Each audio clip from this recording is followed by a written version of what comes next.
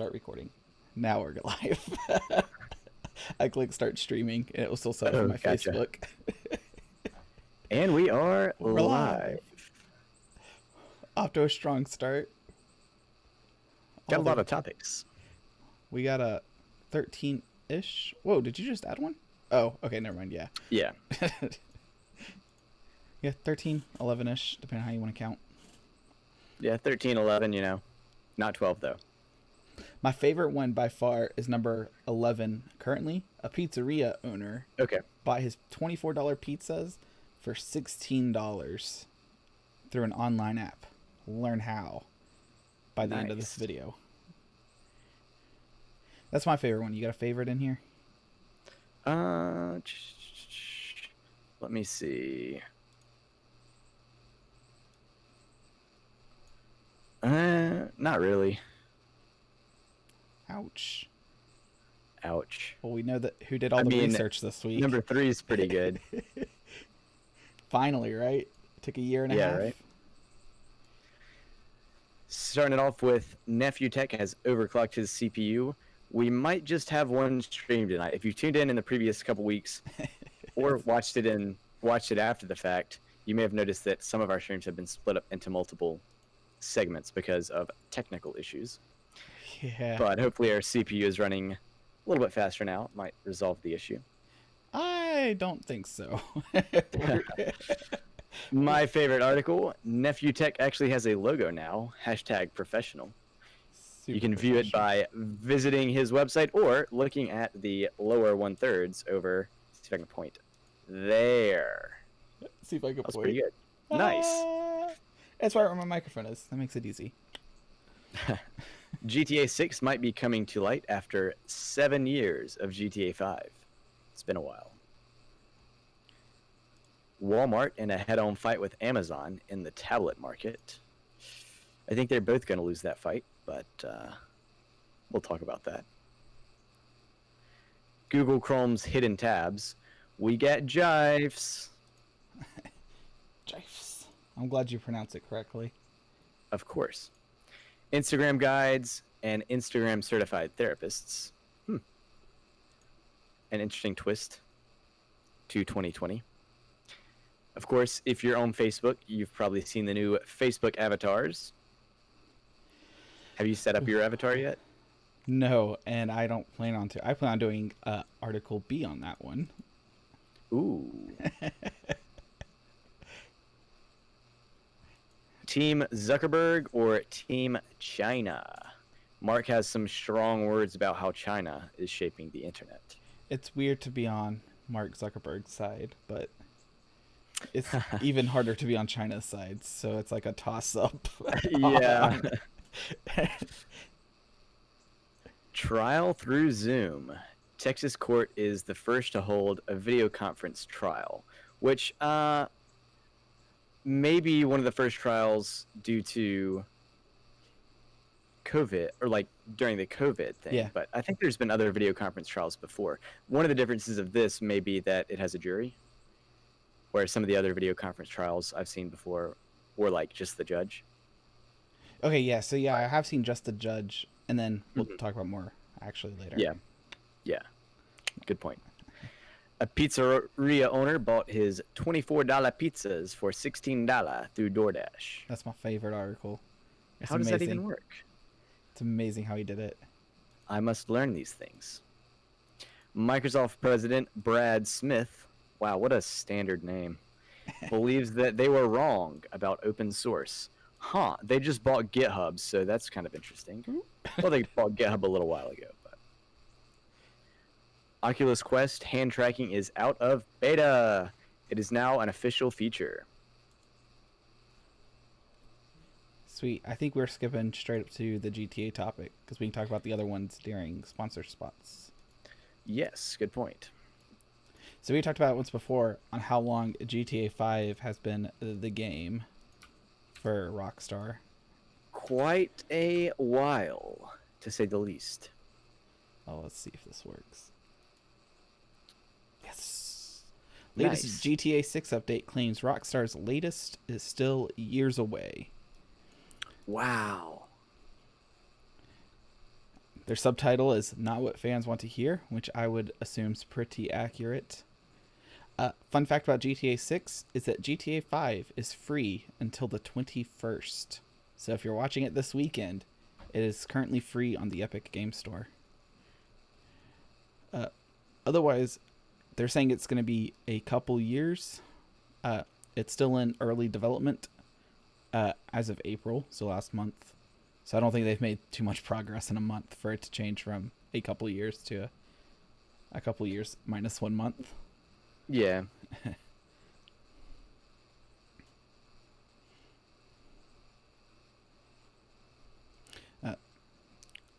I would be interested to see if they're going to even continue with the single player, or if it's all going to be strictly online. Yeah, I guess different people like different things. Me personally, don't really have that much interest in single player stuff. Because if I'm going to be playing games, I might as well be playing with some friends. So you are a multiplayer game person. Yeah, for sure. I guess I play some Minecraft, which is multiplayer, but it's still kind of single player-ish. But yeah, kind of like life. It's mostly single player with a little bit of interactions to get I guess food. that's a good analogy there, actually. Could be as multiplayer as you like. Yep. I'm interested if the GTA 6 is going to be VR compatible.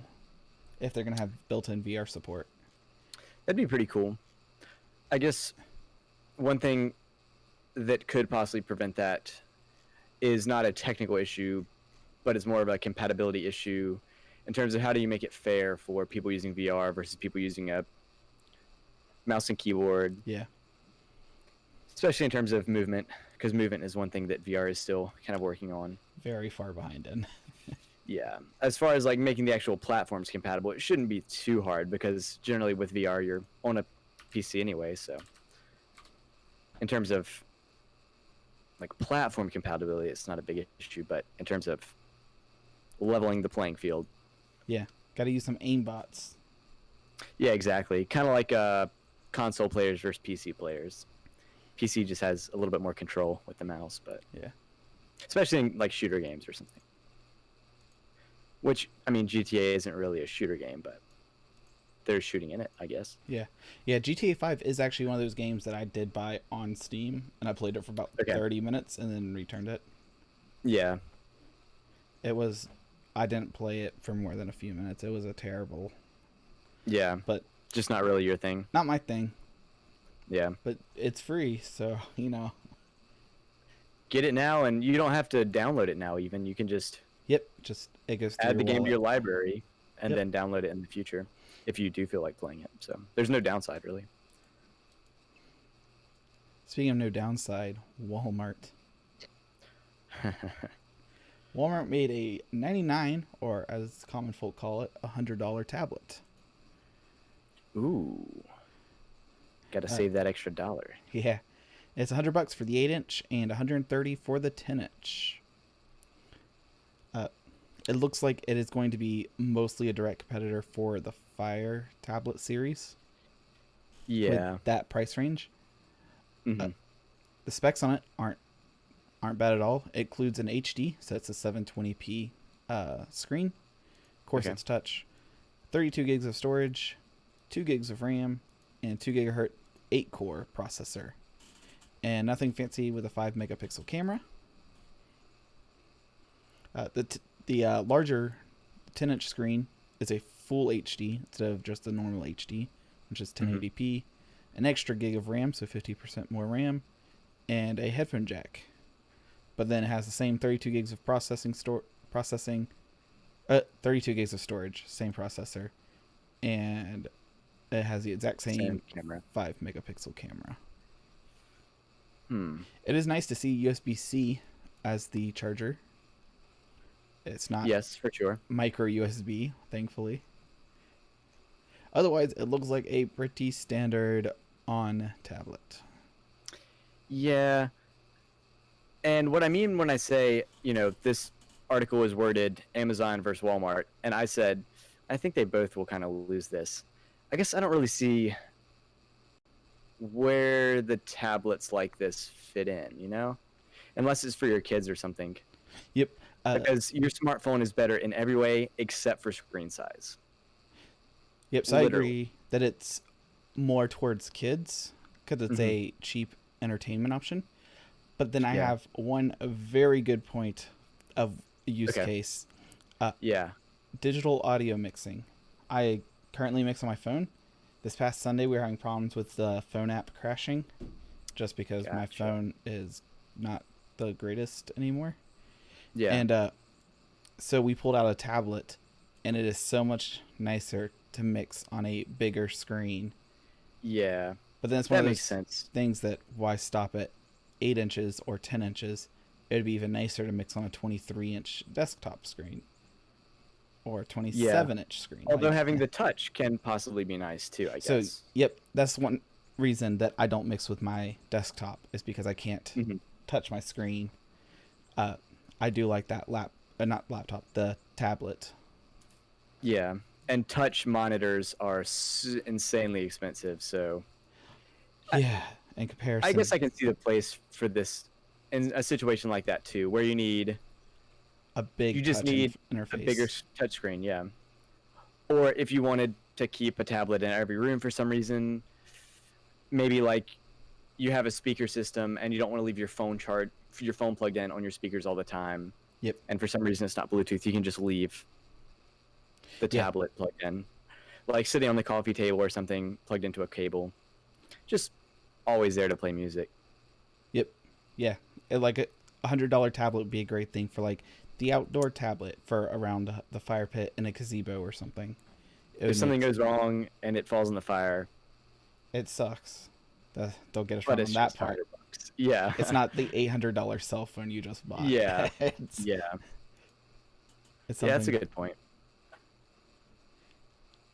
But yeah, I thought it was interesting that Walmart came out with this very competitive tablet against the Amazon Fire. Because the other big comparison between the two would be that Amazon Fire runs the Fire OS or whatever they want to call it, and you are able to get the Android store onto it, or the Play Store onto it, but you have to be a little more techy, and it takes time. This comes with just Android and the Play Store, and it's all good to go. Wow, that's a humongous advantage. The fact that anyone can install any Play Store app is a great advantage over being stuck in that Fire OS experience.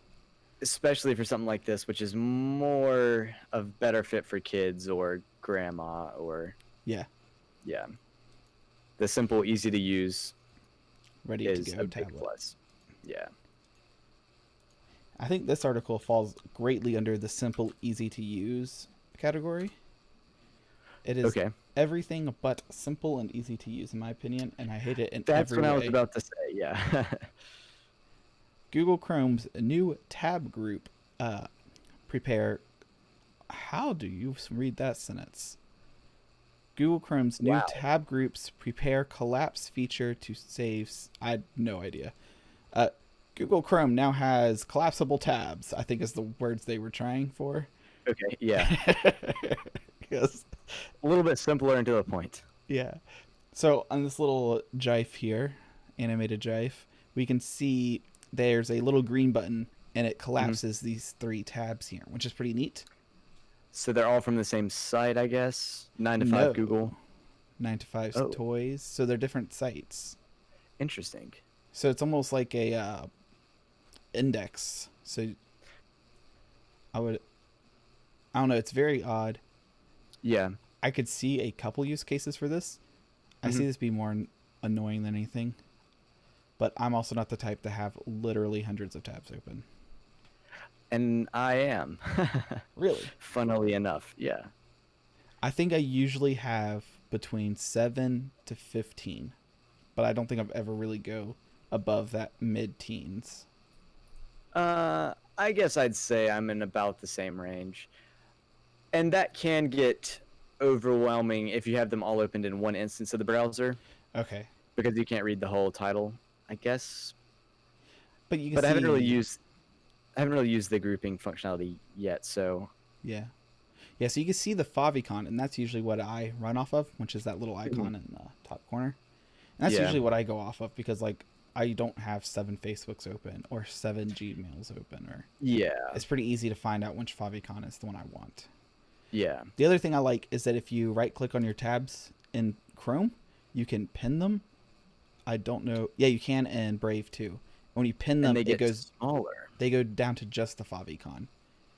And so then you can tell the difference between the 9 to 5 Google that you pinned and a different 9 to 5 Google that you did not pin.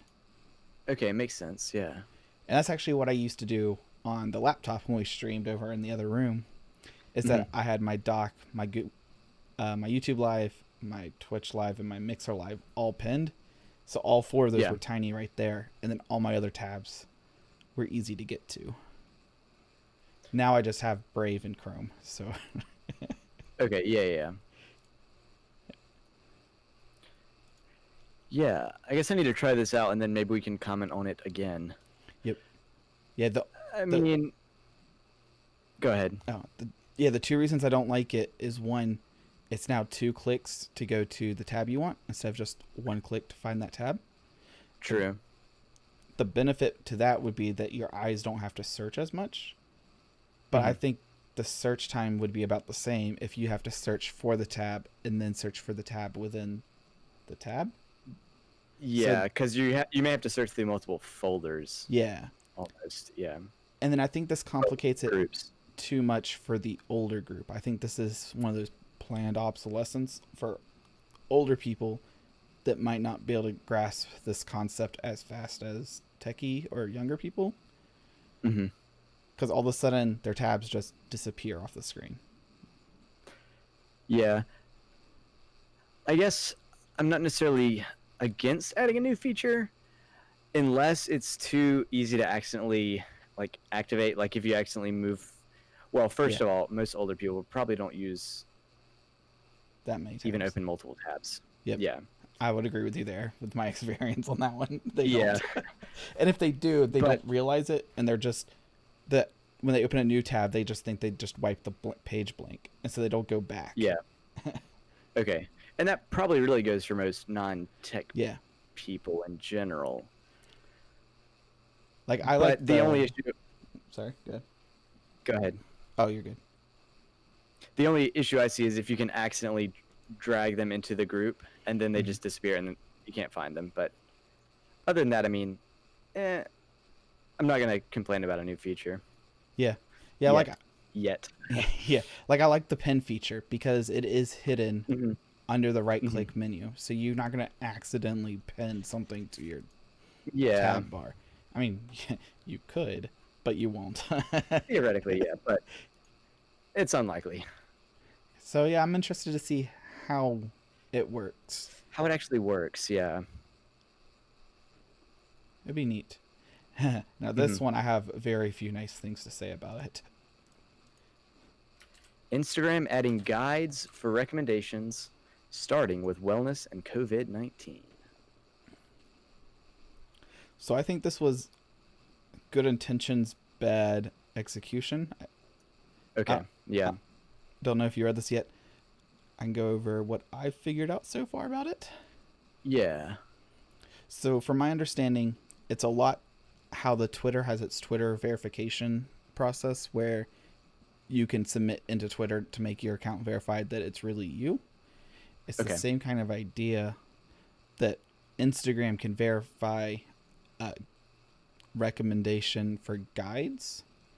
It's almost like how if you review enough places on Google Maps. Yeah, you become a local guide. From my understanding, that's what this is. And then from their actual Instagram.com/blog, it has that vibe to it. I wonder if I can find this while I'm talking. But it seems like they're making their own version of certified professionals in fields.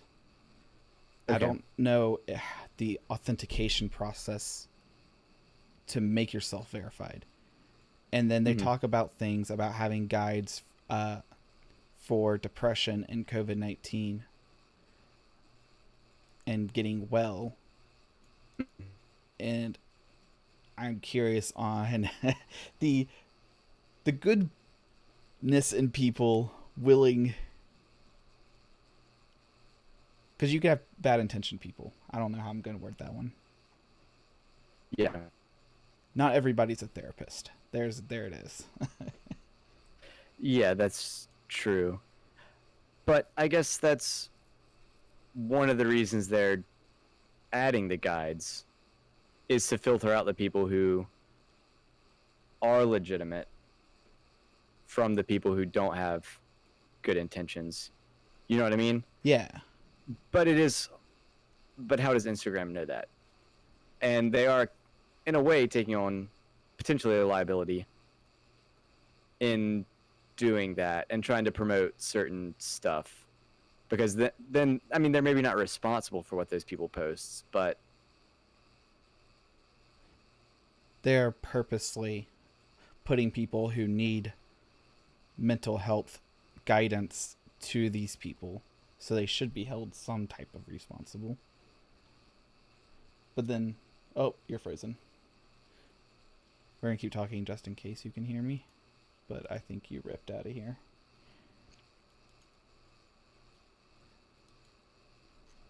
Uh-oh.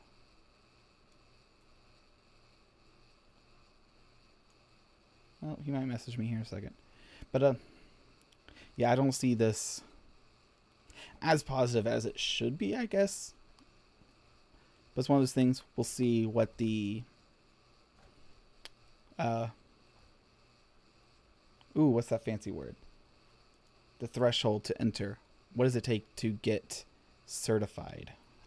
Is the word I am looking for. We're going to go to the next topic in hopes that he comes back here soon.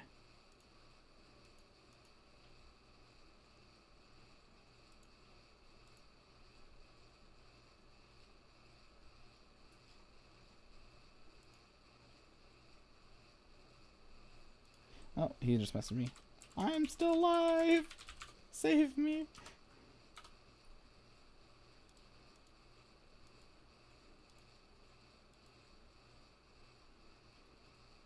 Alright, we're going to do sponsor spots while he figures this out.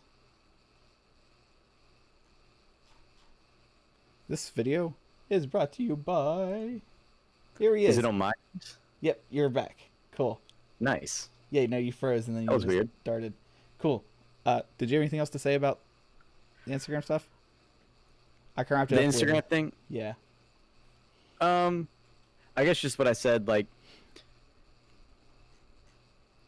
you had talked about how some people don't always have good intentions, and I guess that's kind of the reason for Instagram adding people as guides. Yeah. Is to try and filter out the people with bad intentions as much as they can. But really, how well does Instagram know Yeah. what kind of intentions the people have either? And Instagram is somewhat taking on a liability in promoting certain content from certain people. Even if they're not creating the content, they might not be directly responsible for the content, but if they're promoting the content more than just normal content, they do kind of take some responsibility of that. So we had kind of talked about it last week, actually, where I don't remember, I think it was Twitter was hiding tweets that contained information that was not verified.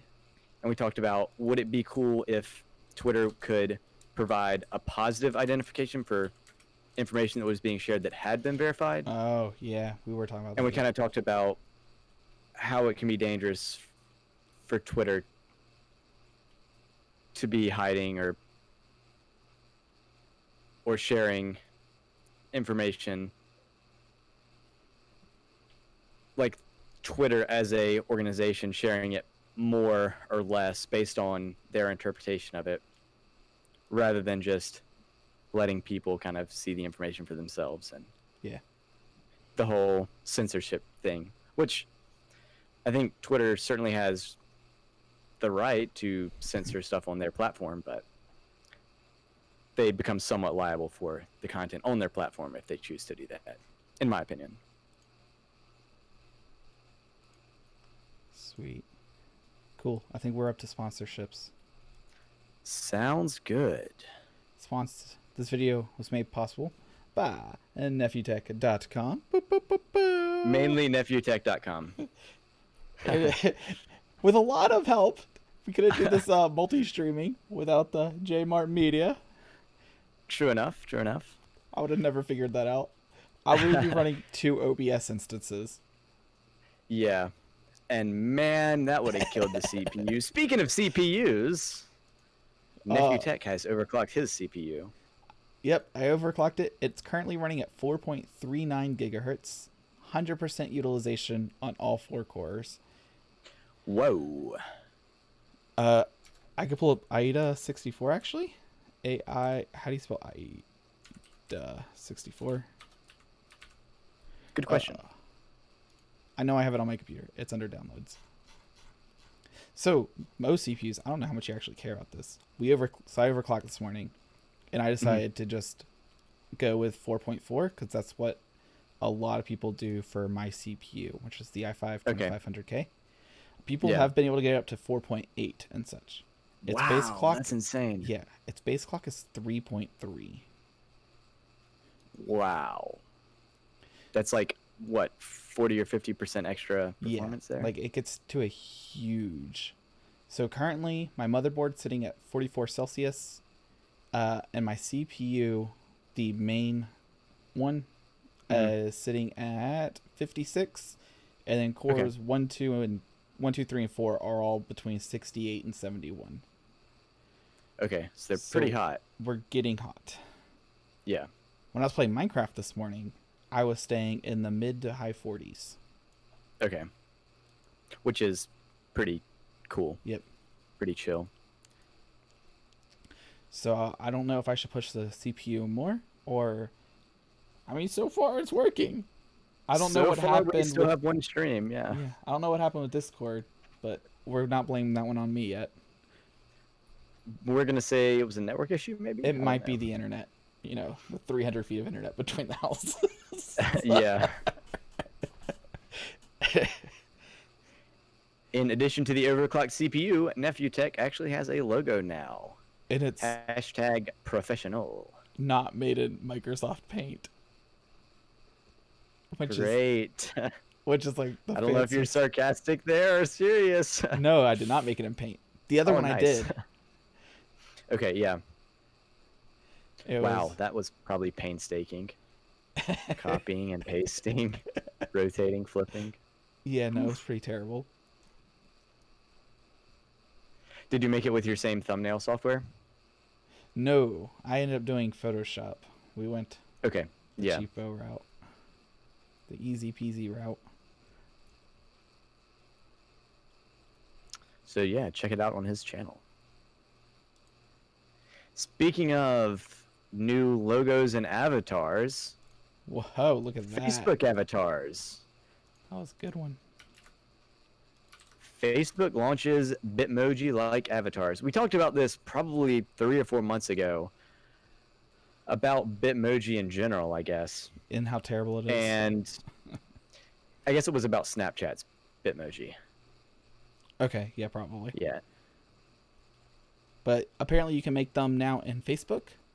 So if you want to make you in Facebook, here's your chance. There's a whole tutorial here. I really don't want to go through the tutorial unless you just really want to. But we're 30 minutes in. No, I'm cool. And we're halfway through the topics. We're doing pretty good on time. Yeah. But yeah, so you can make you, and then you can just use your Bitmojis as comments. And that's pretty much it. Okay. That seems like spam right there. Like literally using your Bitmoji in the comment section and just commenting a picture of your Bitmoji. Is that what you mean? Yeah, so like your Bitmoji can be doing actions or saying things. Oh, okay. Like your Bitmoji could be doing a big thumbs up or something. Yeah, it's almost like gamifying your physical personality is how I would put that. Gotcha. So, I can definitely see how people would like that though. How they would enjoy it, yeah. Because it is kind of like talking to friends inside of a video game, like how sometimes we talk in Minecraft or something, or when I used to play World of Warcraft, I talk to people through World of Warcraft. Mm-hmm. It's probably a lot like that, which is fun. And people also like, have you ever been to like the beach or a mall and they have the, what do they call them? But like the cartoon artist. Yeah, the characters. Yeah, the caricatures. Yeah. And they'll have the artist who will draw you, but they might exemplify one of your features. Like if you have a bigger nose, they might make a massive nose, or big ears, or if you look like a skater boy, they'll draw you with the long hair holding a skateboard or something. I would argue that that's completely different than what this is, though, because that gives you a physical, tangible memory of the experience you had at a place. Mm-hmm. I think this is more of just like a way to it's almost like an advanced emoji. So like you use a personalized emoji, yeah. Because like you would use the emoji with teeth if you're nervous a bunch, or the super laughy emoji if you're making fun of somebody, or I think that's pretty much what this is. But it's not as data friendly.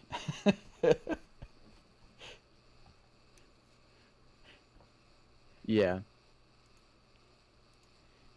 And the best part about these Facebook avatars is lifehacker.com tells you how to hide these new avatars. I thought it was great. So is this even going to be for like people's profile pictures? Because that's where I think that's the only place I've really actually seen them, is people setting them as their profile picture. No. So down here you can see, here's the avatars here. Okay, yeah. And those are kind of annoying. Mm-hmm. They're very spacious. Yeah, it kind of is like a little bit spammy, I would still say. And so this tutorial shows you how to just make them not be there.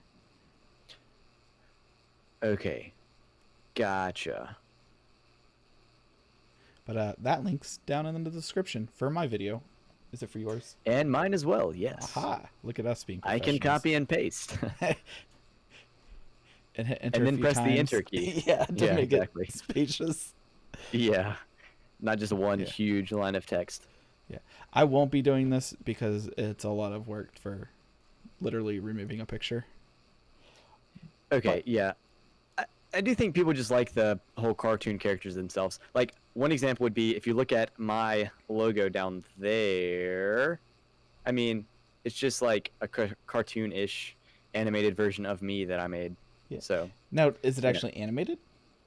Like, do you move? Like, does I guess it's not animated, but it's a sketch or whatever. So if I paid a dude on Fiverr to recreate your logo, but then have it like it's a MP4 that's like 20 minutes long or something, and every 20 minutes it just blinks and then waves, would you upload that as the new background to your website? 'Cause that's still the background, right? Yeah, probably. It is the background of my website. I mean, not I would do that. Oh, we're totally gotta replace. It's just an SVG, so I could build that. And just have you can animate SVGs. Oh, really? I did not know that. Yeah. Well, you got to make it so it waves like every 15 minutes or something, so it doesn't do it for. So if someone was on my website for like an insane amount of time. Yeah. It would be hysterical. Or if it was just a random time limit. This is a YouTube. That would be kind of a fun thing to do. That is actually a good idea.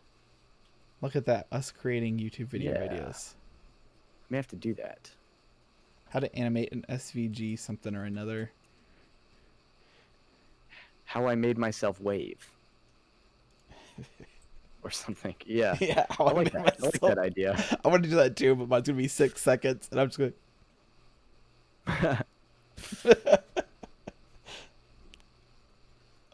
Oh. Yeah, I like that. Some things we may not like. Go ahead. Oh, I didn't even know you could animate SVGs. Yeah. Yeah, it's pretty cool. It's pretty flexible. Mark Zuckerberg worried about China's influence on internet regulation. This is wild, in my opinion. The Facebook CEO said it would be up to Western democracies to devise a data privacy framework. Classic American. Let us decide for you. So here's a direct quote from him. Just to be blunt about it, I think there is a model coming out of countries like China that tend to have very different values than Western countries that are more democratic. And he's not wrong there. Yep. And so he goes on to saying that to have a clear framework for data privacy, which is a weird way to word what Facebook does with your data. But Yeah.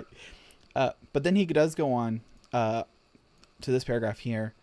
Zuckerberg praised the EU's General Data Protection Regulations, which is the GDPR, which I believe is that thing that pops at the bottom of your web browser that says, "Hey, we have cookies."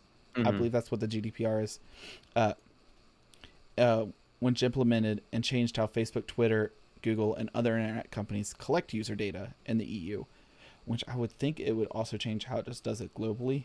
I have a hard time believing that they would collect data differently in different countries. But I don't know for sure. I think they want to collect as much data as possible, and the EU limits which data they can collect. So in most countries of the world where they can collect more data, they will collect more data. Okay. But in the EU, they only collect a certain amount of data. I think is the reason for that, because they want as much data as possible, so it's worth it for them to have it be different between the EU versus the rest of the world. So using those words, you think it's worth having two different sets, so you have to go make two different changes? I don't know how this would work.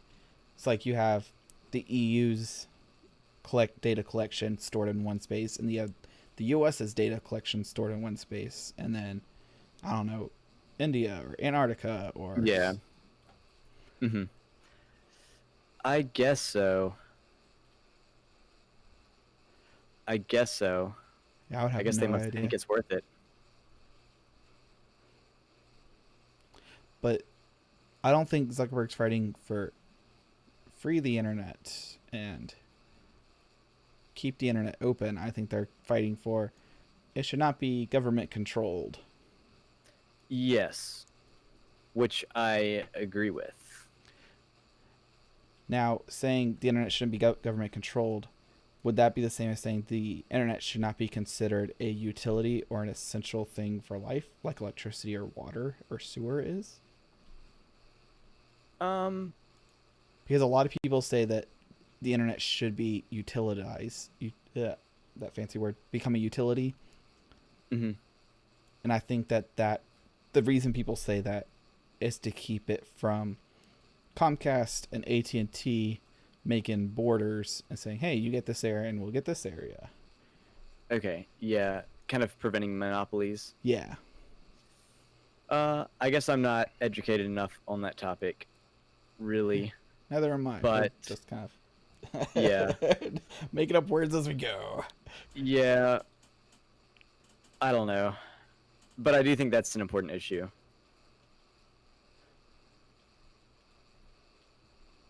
But yeah, you don't want the government regulating it, and you also don't want a monopoly. But as far as a utility, like, you still pay for utilities. Yeah. So. Yeah, and like you don't get the choice most of the time of which utility. You get this power company supplies power to this house, this water company supplies water to this house, this sewage takes the sewage from this house. You don't get to choose like, oh, I want this power company. Mm-hmm. Yeah, I guess except for in select circumstances, like maybe if you're in a city where both companies run. But yeah, in general, you're probably right.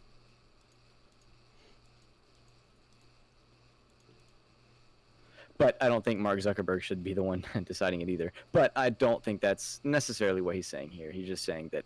Yeah. I would take this as him saying that it's an important issue, which I agree with. And I think he has enough push behind his name that if he says this is important, it's more likely to hold than if, Brad Smith, the Microsoft president, said it. Everyone knows the name Mark Zuckerberg. I think he's the right name to say that that's a bad idea. I think everyone can unanimously agree that China's control over the internet is a bad idea.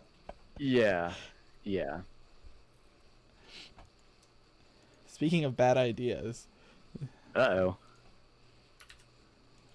sponsorships, right? No. Trial through Zooms.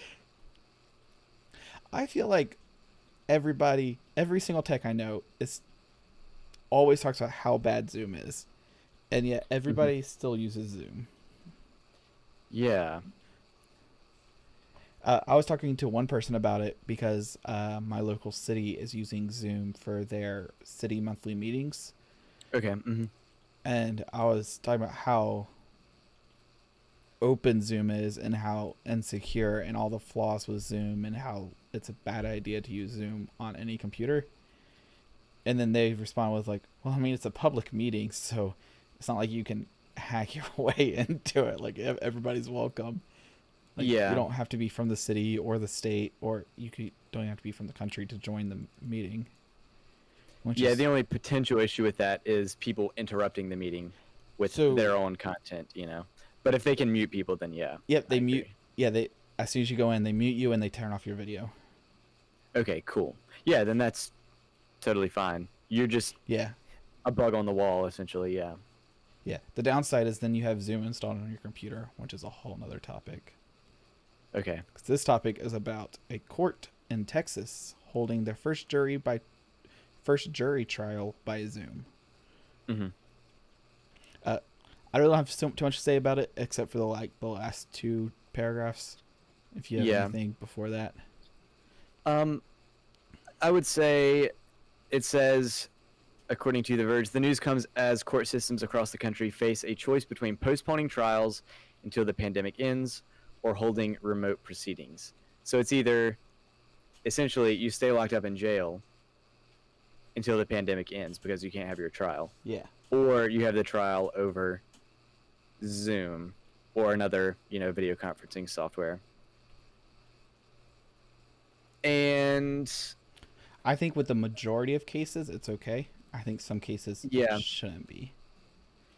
Yeah, I guess the issue with it being on Zoom, or one of the issues with it being on Zoom, is if the jury isn't paying attention to the meeting, as they would pretty much be forced to if they were actually in the courtroom. Yep. Whereas on Zoom... Oh, you freezed up on me. Can you drop out and drop back in? Like multitasking. Oh, you're almost back.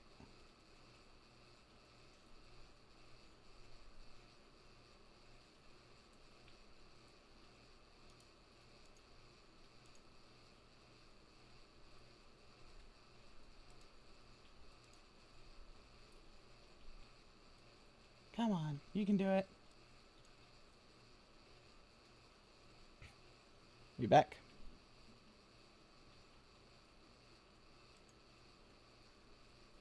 And he's gone. All right, so we're gonna wait for him to jump back in real fast. But the problems that there we go. The problems I see with it is this right here on this paragraph here. Yes, you can see it. So much of trying a case from the lawyer's perspective is having a feel for the courtroom and for the people in the courtroom.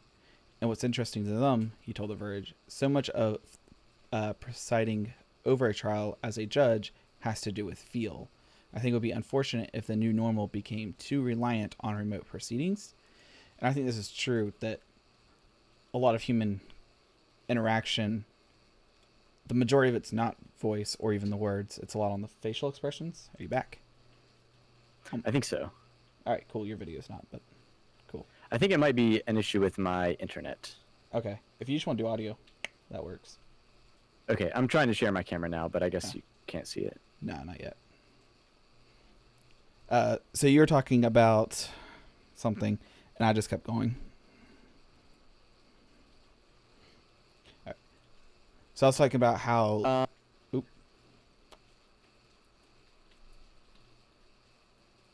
I lost you.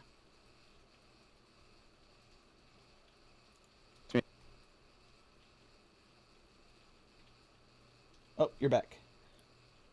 Yep. Right, can you hear me? Yes. Okay, cool. So yeah, I just left whatever you were talking about and just kept going. Okay. I was talking about how the feeling of the room is gone. Down there on the next to last paragraph. In or the third paragraph, sorry, the third to last. And so, Okay, yeah. yeah, it's like the majority of conversations isn't through speech. It's through the body language and facial expressions, which you can get the majority of facial expressions through. But the problem is, like, the problem that we're having right now, your face is 14 total pixels for me. Like, it's not... Rip. It's not Yeah. fantastic. It's not the same as if being able to see that, like, oh, you're starting to sweat, or you're sitting closer to the edge of your seat, or your arms are crossed versus on the armrests. It's much harder to read it.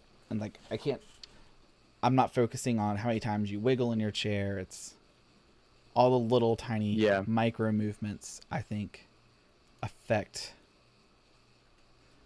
Yeah, that's interesting.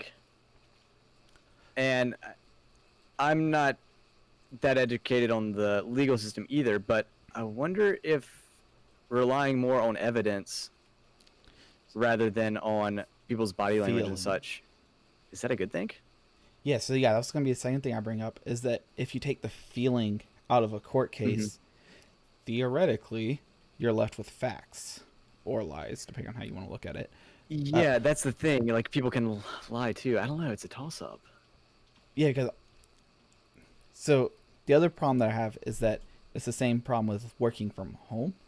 I don't do that, thankfully. But yeah, having a workplace or having a gym to go work out in versus having a home gym to work out in, it's the way your body feels when it's in a certain place.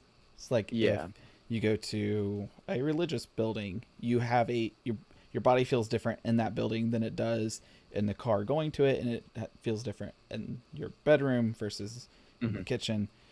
And I think if you start doing court cases remotely, people are going to have a different feeling.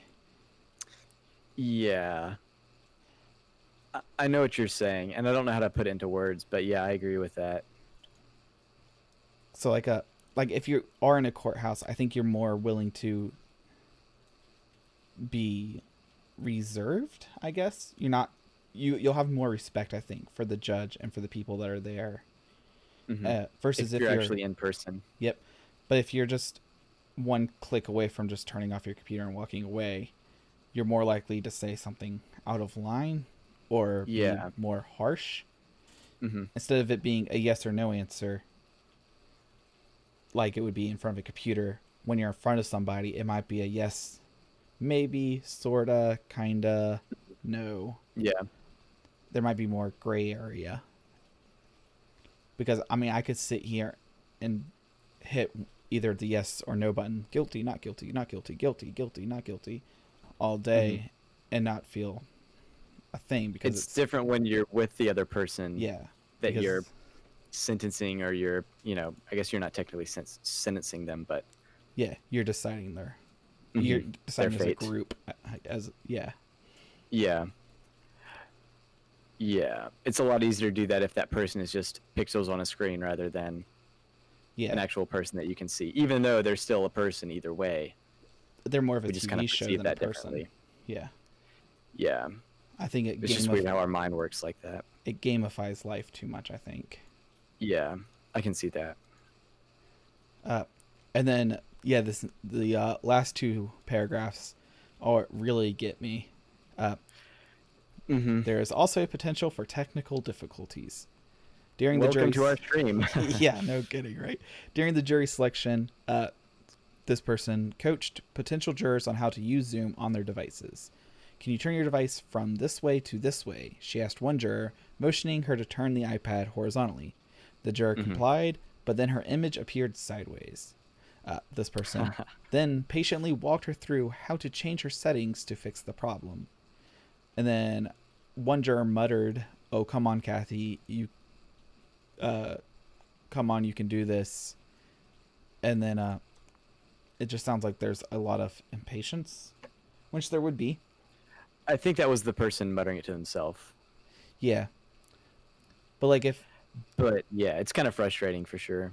if you know how to do something and then there's someone struggling there, it's like going to get the gas station and all the pumps are full and the person in front of you is hitting Doesn't buttons know but how- doesn't know how to swipe their card or something. Oh man, yeah, And you're like, come on, man, let me just swipe it for you. Like, yeah.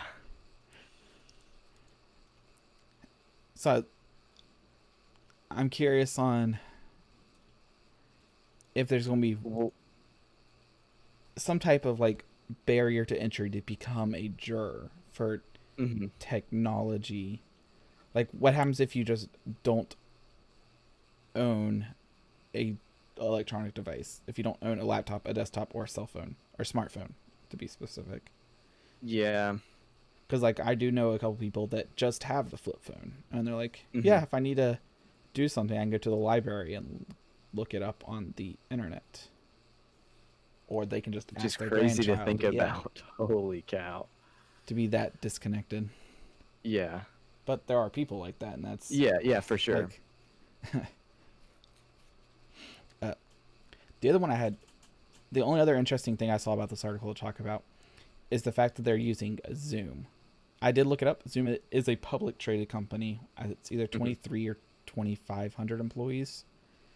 But why pick Zoom over the literal hundreds of video conferencing? I feel like you can't use a publicly traded company in a government setting. I don't know. It seems like the government would have to have their own utility for this, or have some type of deal to have their own servers or something.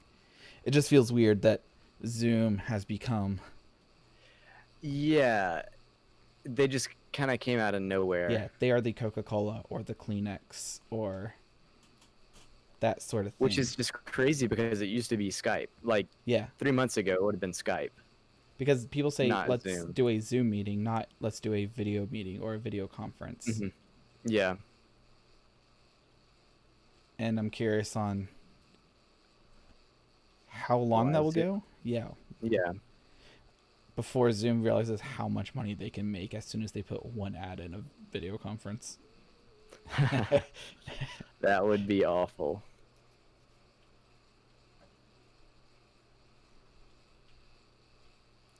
Speaking of something maybe a little bit less awful, This is crazy. I love this article.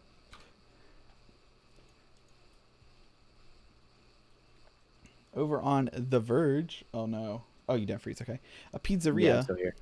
A pizzeria owner made money buying his own $24 pizzas from DoorDash for $16. This is your brain on venture capital. Excuse me. So the TLDR on this is that he sells pizzas at $24, which is Mhm.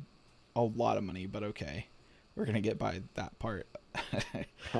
So a pizza that he charged for $24 for was listed at $16 on DoorDash. Apparently this was some type of error by DoorDash, as far as I can understand. It does say that DoorDash priced the pizzas incorrectly. And apparently a lot of customers were very angry because... Oop, Why were they angry?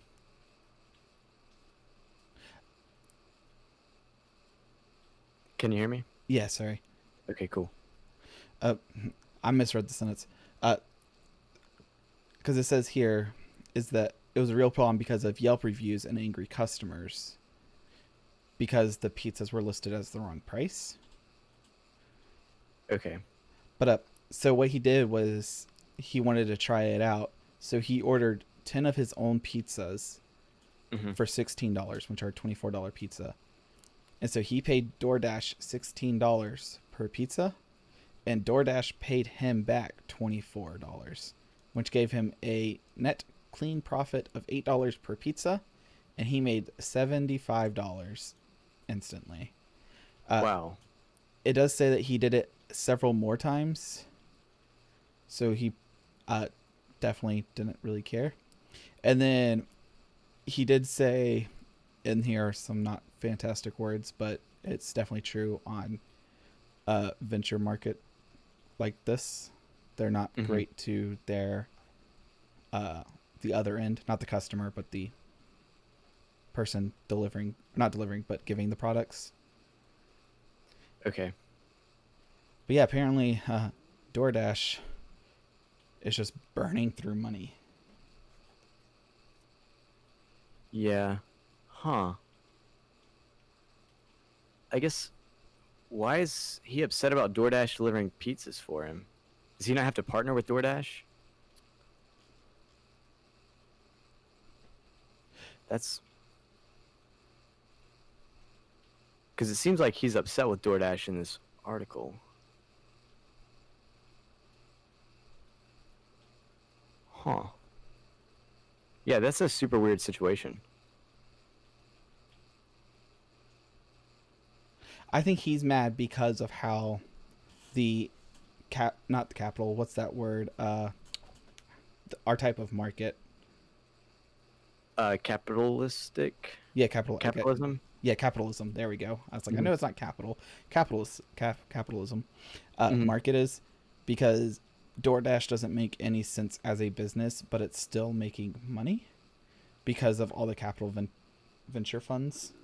Okay, yeah. So all the people investing into the company is making it profitable because they're just throwing money into this pit that's losing money.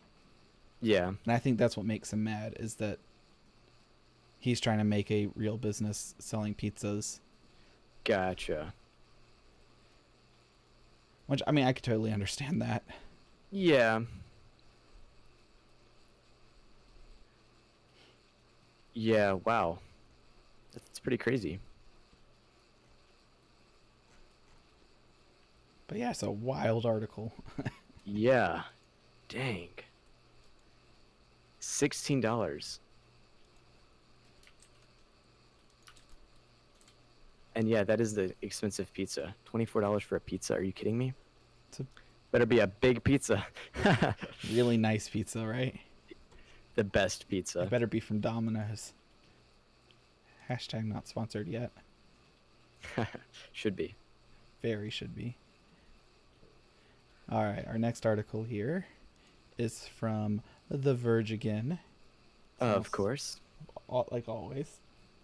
We have Microsoft. We were wrong about open source. So Microsoft's always been pretty much against open source. As far as, oh man, I forget his name. It says, go ahead. Oh, if you have it, you can say it. Microsoft CEO Steve Ballmer Yeah. famously branded Linux a cancer that attaches itself in an intellectual property sense to everything it touches back in 2001. And it links to another article by theregister.co.uk. But the current Microsoft president, Brad Smith, now believes that the company was wrong about open source. Which I could see now on... Yeah. Because Windows 10 has been looking more and more like they've been giving it away for free, which they kind of have. And they're moving away from making money from one-time purchase softwares like Windows or Office. And they're moving to software as a service, which is just subscriptions. So instead, you're paying $7 a month for Microsoft Office, or you'll probably be soon paying $5 a month for Windows. Oh, Hasn't been announced yet. Yeah. But it's probably going to happen because you're paying for the cloud storage. One interesting thing is I had a customer this past week. Their hard drive died, and they didn't want anything backed up. Their hard drive didn't die. Their computer crashed, and it wouldn't boot. Their whole Windows was corrupted, and it just wasn't going to come back to life. I was like, back up your data. And they're like, oh, don't worry about it. It's all in the cloud. I'm like, really? Like, yeah, we're paying for OneDrive. So we just have to sign back into Office, and we'll have literally everything. Wow, that's cool. I mean, and so they convenient. They paid me to reinstall Windows for them and install Office. And so they came, signed in, and literally everything on their desktop, all of their shortcuts, and like they had to reinstall like a couple programs. But I mean, they would have had to do that if I recovered software anyways. So Yeah, that's convenient and probably saved him money too and saved you time. So, wow. yeah, I didn't quite make as much money, but it Yeah. saves me a lot of Yeah. time. So Yeah. it's kind of like a throw up in the air on that one. But yeah, so I think Facebook is going to go towards strictly software as a service, moving farther and farther into the future. Hmm. I'd be interested to see how far they go. Yeah, but that's good to hear that they're going more towards open source, especially since they bought GitHub recently, which is big for sharing code and for hosting code Yeah. projects. So it'd be bad if they just took all of the code or something, which people were worried about and kind of still are worried about. Yeah. Because Microsoft's been against open source for a while. Since 2001 at least. Yeah. Basically forever, you know.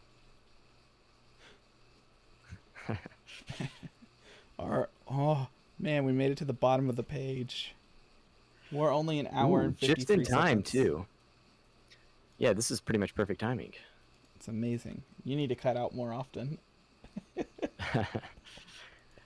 Coming from our friends at The Verge, Oculus Quest games are getting controller-free hand tracking this month. So this is something we've talked about before too, where the headset has some kind of cameras or sensors that can see your hands and see what position they're in. So you no longer have to carry a controller. And you we've just talked play the game with your hands several times about how this is both good and bad. Yes. It's great because now you're not holding an object when your hands are empty, but it's bad because now your hands are empty holding an object. Yeah. There's no like tactile feedback. And I think It'll be interesting. Go ahead. Oh, I think one of those things like that, tactile feedback, when you play Beat Saber, the controller vibrates when you hit the note. I think that is super important. Having that vibration. Yeah. I wonder if they can replicate that in some way with audio. I wonder if you could still just use the controller and you get a choice. If it's an option, yeah. Yeah, because I guess for some games you may want the controller and some games you wouldn't. It'll be interesting to see reviews that come out and say, complaining about the accuracy of this or, praising the accuracy of it. Because I believe, I'm not 100% sure, Steam tells you what they're using to play. So it'll say like HTC Vive. I wonder if it'll also tell you like played with controllers or played with hand tracking or played with Vive Pro controllers or... And it gave you more specified. And then you can even sort reviews. So you can say like, oh, I want to play with this setup. And then you can see the reviews of the people that played with that setup. Cool. That way the reviews are more applicable for you. Yeah. Yeah. Because I do think playing hands-free in some games would be fun. Like the image they have here. That looks like a game that would be, I don't know, you look like you're a witch brewing a stew or something. Yeah. And that looks like it would be very applicable to play without a controller. Yeah. Or there's a game called Windlands, which is pretty much just Spider-Man. And you just, you swing from floating island to floating island. And by doing that, you point the controller and pull the trigger. So instead, you could just have your hand out and then like pull your fingers in like the Spider-Man thing is or something. Yeah. And I think that would be fun hands-free. Yeah. But then, I think you're... Beat Saber, for example, where in the game you actually do have something in your hand. Yeah, and your wrist rotation is super important. Beat Saber can tell the difference. It has to be accurate. Yeah. Yeah. But yeah, I think that any progress in VR is good progress, especially in this case. I think now that we've done VR with a controller, because like when it started out with the phones, you didn't have a controller. You had like the one button that was on the phone or something. Head movement, basically, and that was more or less it, yeah. Yeah, it was a sitting experience. And I remember doing that with my sister's phone, and that was pretty cool. And then I got the HTC Vive, and it was a whole different world. And then a few months ago, I got the wireless add-on onto the headset, and it's a whole new experience again, because now you're disoriented in your room. Like you take it off and you get motion sick because like I'm not facing the couch, and it's like really you're weird much more free wireless. Yeah, and you'd be that much more free without the controller, depending Yeah. on the game. Now all I gotta do is get rid of the headset. Get those eye implants or whatever. Yeah. Get rid of the body, and then just I think what'd be Ready really Player One all over again. would be air jets or fans, and have multiple fan setups or something Mm-hmm. to make tactile touch almost. Because a lot of people do like VR suits, but then the problem is like VR makes some of us really sweaty. Like, Yeah. you don't want to wear a VR suit after me. Yeah. But yeah, I think it's a really good progress, and it's going in a good direction. Yeah, it's a really cool idea. And it'd be really cool if it works well, Yeah. Fingers crossed, my VR hand. Yeah, your VR hand crossed. Can it detect it? I don't know. We'll find out. We'll see. Speaking of what we'll see, next week we'll get even fancier. I don't know how we're gonna We get might fancier. have an upper third. No, just kidding. What would we put there? We'd put our advertisements. There we go. Does that work? Ooh. Got to move around to avoid that bar. Sweet. I can't Maybe believe one day I'll make a video on animating my website. Yeah, animating an SVG. Or just making a video. Look at who's telling who to make a video now. I know, right? How many videos are you in? You've got like 20 something now? I think Maybe 30? 31 today. I think 32 is tomorrow. Wow. We're over halfway on the 50. I am going to stop at 50. Okay. Even after making your new logo? I'm going to stop the daily 1-minute tutorial videos. Oh, yes, for after sure. 50. Okay, Yes. so 34 today, 35 is tomorrow. Okay. I'm gonna have to find something else.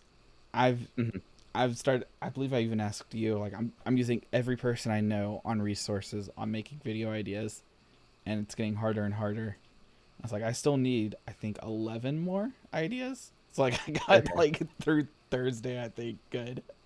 But Gotcha. like it's starting to get very hard. But I'm starting to see analytics and curves, and it's pretty amazing. Pretty cool, yeah.